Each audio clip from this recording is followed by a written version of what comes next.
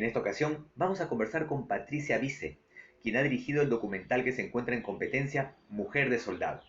En él se cuenta la triste y dura historia de las mujeres que fueron abusadas por los militares en la etapa del terrorismo. Patricia, cuéntanos el origen de este documental tan especial, quiero decirlo, con un tema obviamente muy duro, pero muy Mm, cierto.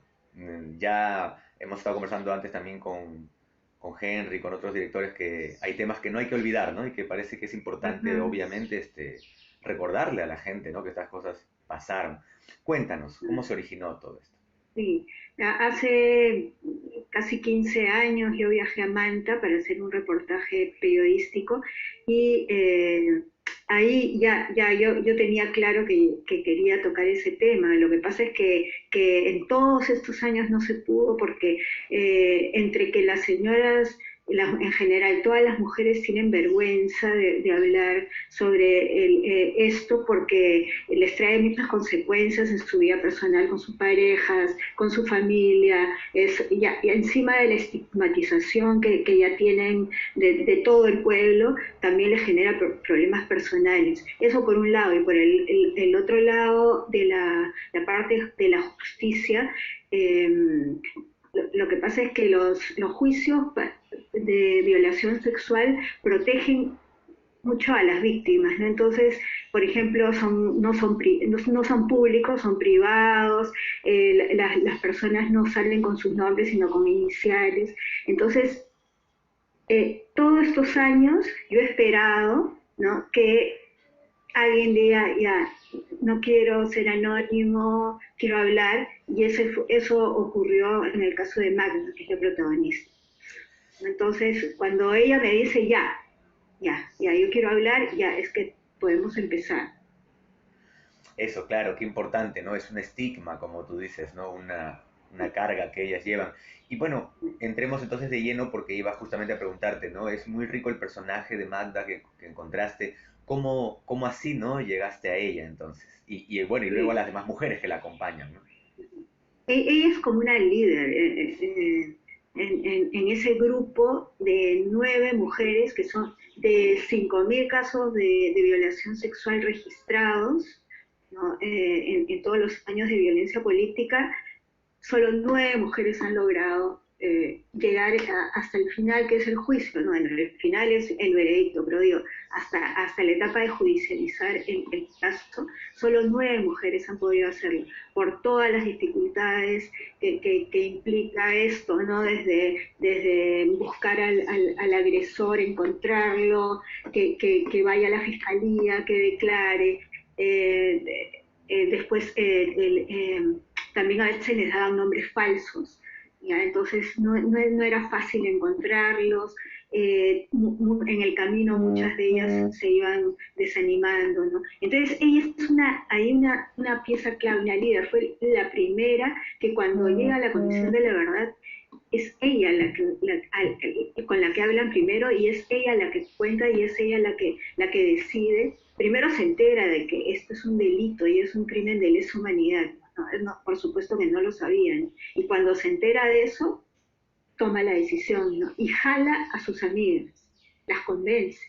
Entonces, yo la había visto a Magda en varias reuniones del juicio, porque yo trabajo en el Instituto de Defensa Legal, entonces que está llevando el juicio de varias de ellas, de todas maneras de las 4, y bueno, otra institución lleva la de las otras 3 señoras, y el IDL lleva 6.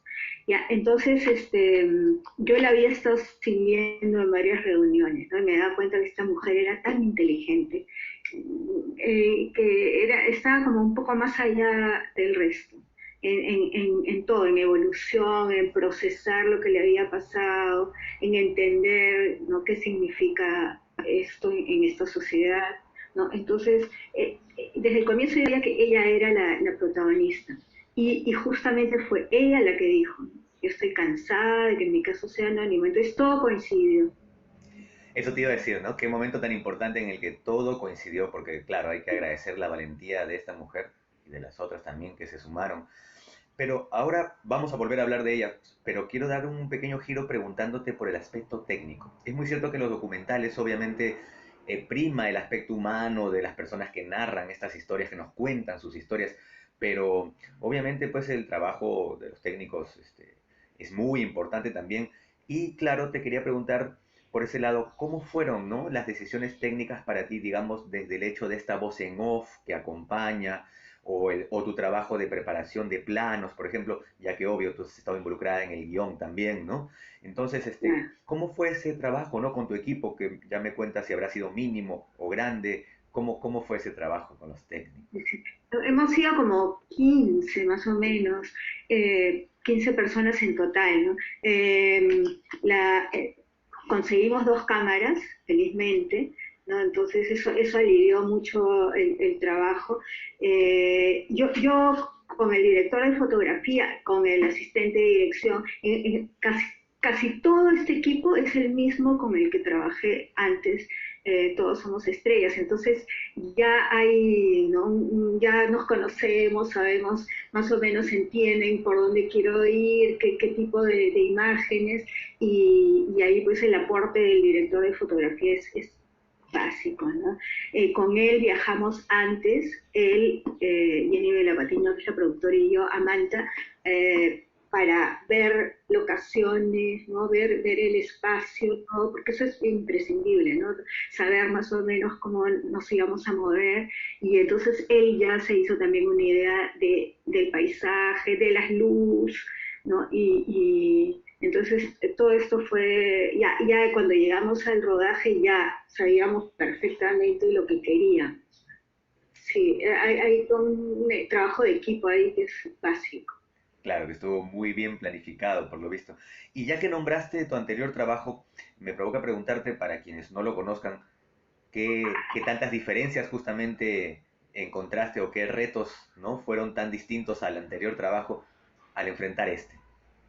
Sí, no, bueno, el otro trabajo era con solo un personaje, ¿no? Acá si bien hay una protagonista, pero desde el momento que llegan sus amigas a acompañarla, ya se vuelve una cosa de conjunto, ¿no?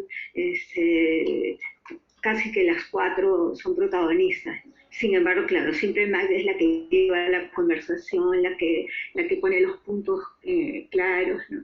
Pero sí, después el otro trabajo fue en un lugar, en un cuartito cerrado, ¿no? Acá la casa de Magda es muy pequeña, pero de todas maneras salimos. Cuando llega es más una cosa interna, no quiere salir, le fastidia porque el pueblo la miran mal en el pueblo, y eso nos consta a todos los que hemos estado ahí, ¿no? Como hay una agresividad, una hostilidad, eh, ¿no?, es evidente, ¿no? Se nota en todo momento en el pueblo. Entonces ella no quiere salir y está más metida en su casa, pero cuando ya llegan las amigas y comienzan a conversar, sucede como una catarsis, ¿no? Y entonces comienzan a compartir su experiencia, y eso hace que se refuerce su valentía, sus ganas de querer salir, y comienzan a salir, ¿no? Entonces ya comienza a haber más luz, más exteriores, ¿no? Entonces también ahí hay un proceso en ellas que se muestra también en cómo va evolucionando la película, y los paisajes, y toda la parte exterior. Sí, es verdad que pasamos de un cerrado a irnos abriendo Sí, poco a poco. sí, Y dime, sí. ¿esta hostilidad de la que hablas justamente te perjudicó de alguna manera en el rodaje o quizás te impidió de hacer algunas otras cosas que hubieras querido hacer? Mira, sí, fue bien duro porque comenzamos a rodar y, por ejemplo, subían la música de una radio, ¿no? De pronto, o se nos acercaba gente a decirnos cosas contra ella. ¿Ya? Y tanto es así que llamamos a la gente de DAFO, de Huancavelica, para que llegaran, ¿no? Llegaron como Ministerio de Cultura, y hablaron y dijeron que sí, que era un proyecto del Ministerio de Cultura, porque yo ya estaba pensando unos días más y nos botan de acá. así se fue creando toda una, ¿no? Se pasaban la voz, había rumores, todo, y entonces ya comienza a afectarte. Felizmente no pasó a más, ¿no? Felizmente apuramos la cosa y logramos terminar todo, pero sí había una tensión. Qué difícil, ¿no? A veces nadie sabe lo que conlleva trabajar en el interior, o sea, obviamente tenemos espacios hermosos de donde grabar, pero la gente misma, como dices, no sea por unas u otras razones, nos pueden dificultar esto. El director mismo de Manco Cápac nos contaba días atrás eso también, ¿no? Como en Puno prácticamente tuvo que cambiar ciertas locaciones por problemas similares con los pobladores, ¿no? Bueno, y Mm. te iba a preguntar también, eh, ¿cómo fue ya directamente el trabajo con estas señoras? Que, claro, obviamente para ellas sería algo nuevo el ver cámaras así, ¿no? Tan cerca, registrarlas. Porque te digo yo, como una felicitación, como te decía antes de comenzar, es muy natural igual cómo se ha desarrollado, o sea, la puesta en escena, por así decirlo, ¿no? Se ve muy bien en eso. Entonces, ¿cómo quizás lograste que ellas se sintieran cómodas, ¿no? Frente a todo este equipo que igual no Sí, está a tu alrededor. sí. Sí, bueno, el equipo fue muy respetuoso, ¿no? Mantenían el silencio, comenzaron a establecer relaciones también con ellas a lo largo de los días, porque ellas son muy simpáticas también, ¿no? Tienen todo un lado de gracioso, no se ríen, y la gente la fue empezando a conocer y eso fue muy bueno. Pero también teníamos todo, antes de cada conversación, porque esta estructura se basa en conversaciones de amigas, ¿no? Esa era mi idea. Yo no quería hacer un documental de derechos humanos típicos, esos que siguen el juicio, por ejemplo, no siguen un juicio y hablan los abogados y hablan las víctimas y esa estructura más de reportaje o de documental periodístico. No, yo quería ir totalmente por otro lado. Entonces, la idea era basar la estructura en conversaciones entre amigas que se conocen de toda la vida, desde niñas, y se cuentan todo, ¿no? Y dentro de la conversación, entre ellas van sacando más cosas, ¿no? Entonces, eh, claro, esto necesitaba de un trabajo previo, entonces yo me reunía antes con ellas para que ellas más o menos supieran por dónde yo quería, porque yo sabía exactamente los temas que quería que se toquen en cada una de las conversaciones, y ellas, entonces yo les daba el tema y ellas comenzaban antes a conversar, entonces íbamos viendo, ¿no? Ya sí, claro, qué bueno, le decía yo, si dijeras eso sería genial, ¿no? Entonces ya, me voy a acordar, decía, voy a decir esto, y así iban ellas antes ya sabiendo de qué conversar, ¿no? Y como además su experiencia era muy fácil, ¿no? Y lo hacían en quechua, además, que era lo que les salía naturalmente, porque en castellano ellas son bilingües, pero en realidad cuando hablas de cosas personales te va saliendo más en quechua. Y sobre esas conversaciones, eh, por ejemplo, a mí no me sorprendió, yo sabía que esto iba a pasar, ¿no? En la tercera, sí, la segunda o la tercera conversación fue la más difícil, porque es en la que hablan sobre la cosa más personal, ¿no? Sobre la relación con las parejas truncas, que nunca se ha podido establecer después de la violación, todas estas secuelas que quedan, la relación con los hijos, ¿no? El rechazo a los hombres, la desconfianza que les queda, el trato que le dieron a sus hijos, la propia familia, ¿no? Y la propia familia, como a ellas mismas las estigmatizó y les dijo, sí, pues tú seguramente lo has hecho porque has querido, tú eres la misma familia, ¿no? Tú eres bueno, tú lo has hecho, tú eres la enamorada, ¿no? Entonces, esa versión de los militares asumida por la propia familia para ellas es tremenda, ¿no? Entonces, después de esa conversación, por ejemplo, eh, hubo como media hora de llantos ininterrumpidos, ¿no? Paramos y fue explotaron ahí, ¿no? Sin embargo, la segunda conversación que es sobre Sendero y que cuenta también cosas terribles, Sendero y la llegada de los militares, que a mi tío le cortaron las manos, que los perros se comieron el cadáver, eso lo cuentan, les parece hasta natural porque como lo vivieron y piensan que es parte ¿no? de algo que todos han vivido, no les lo cuentan como algo mucho más, no sé si lejano, pero más natural. ¿Ya? Pero en el caso de la cosa íntima, personal, sí ahí sí volver a recordar todo eso les duele mucho, ¿no? Ahí está la herida abierta, ahí te das cuenta que la herida está abierta en ese lado. Sí, definitivamente las maneras en que fueron perjudicadas son múltiples, como cuentas, ¿no? Con la familia, con los mismos hijos que engendraron. Pero me encanta lo que hiciste porque, como dices, al juntarlas así y ser como una conversación entre amigas, es verdad que no remarca el dramatismo, no lo sobremarca así para que sea algo súper triste porque ya lo es de por sí, ¿no? Eso está muy, muy bien logrado, Patricia. Este, y también, bueno, vamos a ir terminando unas últimas preguntas. Siempre pregunto lo difícil que es, obviamente, editar el material, ¿no? Debes tener cantidad, ¿no? De horas grabadas y saber qué poner, qué no poner. Tú me imagino estuviste al lado también de Sí, Antolín Prieto, si no me Andrés, equivoco, ¿no? Que lo pudimos conocer el año pasado aquí también, sin aparte por su película Los sí, Helechos. los helechos, sí. Entonces, Sí. Bueno, cómo fue tu con trabajo con él? Antolín, sí, excelente.